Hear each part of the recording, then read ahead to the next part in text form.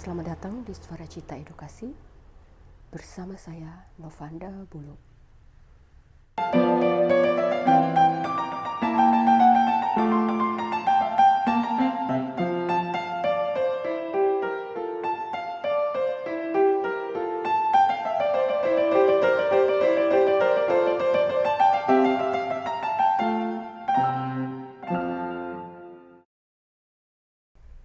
Apakah postingan seperti ini pernah lewat di timeline kalian?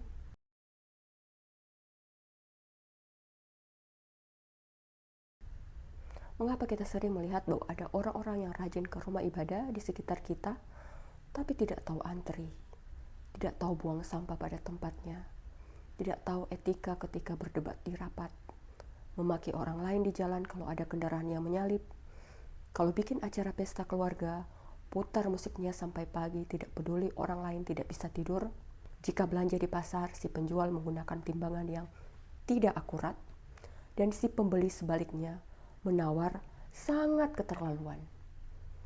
Atau sebagai pembeli, menggunakan statusnya sebagai hamba Allah untuk supaya bisa dikasih harga yang murah. Pernahkah pertanyaan-pertanyaan ini muncul di pikiran Anda? Sebaliknya, pernahkah kalian berpikir, mengapa di Jepang 60% populasi yang tidak berafiliasi secara agama, penduduknya memiliki nilai-nilai kehidupan yang tinggi? Menurut Kamus Besar Bahasa Indonesia, moral adalah ajaran tentang baik dan buruk yang diterima umum mengenai perbuatan, sikap, kewajiban, dan sebagainya. Akhlak, budi pekerti, susila. Ada pertanyaan di sini, mengapa standar moral itu berbeda-beda dari suatu tempat ke tempat yang lain? Contoh, dilansir dari Kanal Liputan 6 segmen Citizen Six dengan judul 14 tradisi unik hingga ekstrim di berbagai negara dunia bikin bergidik part 1 yang ditulis oleh Camelia, bahwa suku Masai di Kenya meludah merupakan cara adat untuk menyapa dan menunjukkan rasa hormat. Tapi di Indonesia meludah kepada orang dinilai tidak berakhlak dan memiliki sikap yang buruk. Saya setuju dengan Kania Cita. Moral yang bagus menurut gue adalah yang berlandaskan pada gimana suatu perbuatan itu berdampak ke well-being diri sendiri ataupun orang lain. Sederhananya adalah kita itu bermoral kalau perbuatan dan sikap kita tidak merusak well-being orang lain. Contoh kasus pertama, ada orang yang akan sangat merasa bersalah atau merasa berdosa makan ikan contohnya. Tapi jika sudah kumpul dengan teman-temannya merasa tidak bersalah ketika menceritakan keburukan orang lain. Karena dipikir itu normal. Atau menormalisasikan hal tersebut karena semua orang melakukannya. Contoh kasus kedua. Ada orang merasa bersalah kalau dia tidak masuk ibadah. Tapi tidak merasa bersalah memfitnah orang lain. Padahal hal yang kedua itu sangat merugikan well-being orang.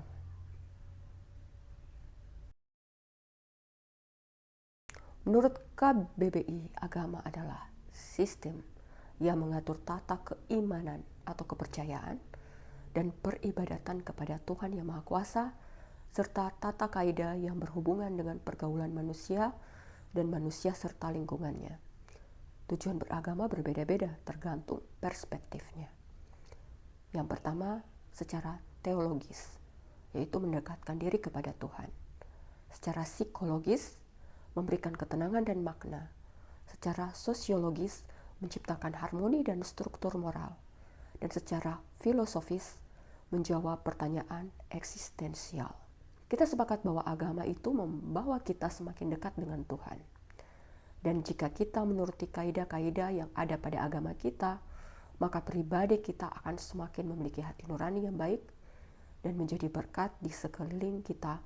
Dan terutama kita semakin sadar akan dampak dari perbuatan kita kepada orang lain.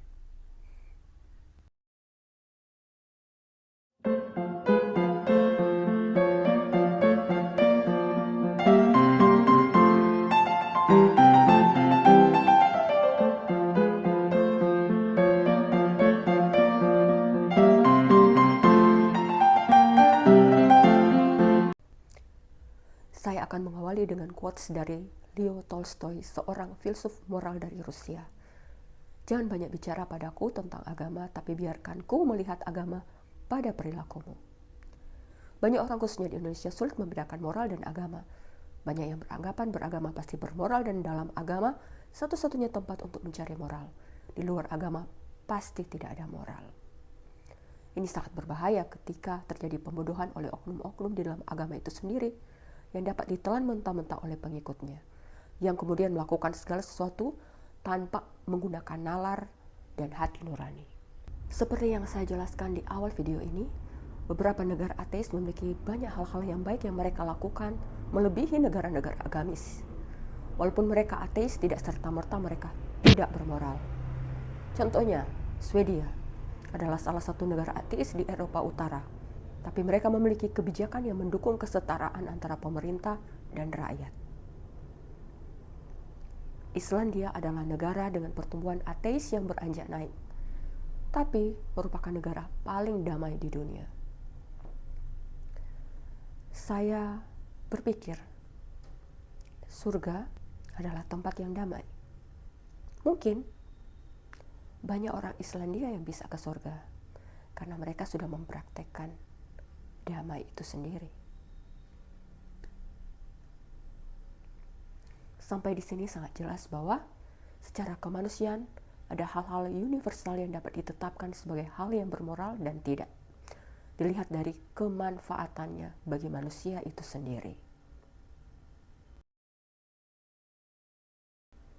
Sekali lagi, pembahasan ini lahir dari observasi sehari-hari dan keresahan saya akan masyarakat yang memakai agama sebagai tameng supaya lebih diterima dan dihormati orang lain, tapi pada hakikatnya meremehkan arti beragama itu sendiri lewat tindak tanduknya sehari-hari yang tidak bermoral, karena berpikir dia beragama tapi sehari-harinya merusak well-being orang lain.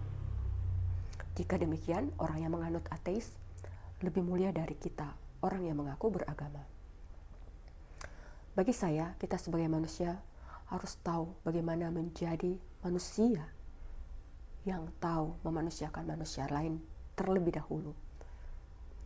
Dan dengan beragama, kita diperlengkapi menjadi manusia sejati untuk kekekalan dan bisa berbuat sesuatu yang melampaui segala akal.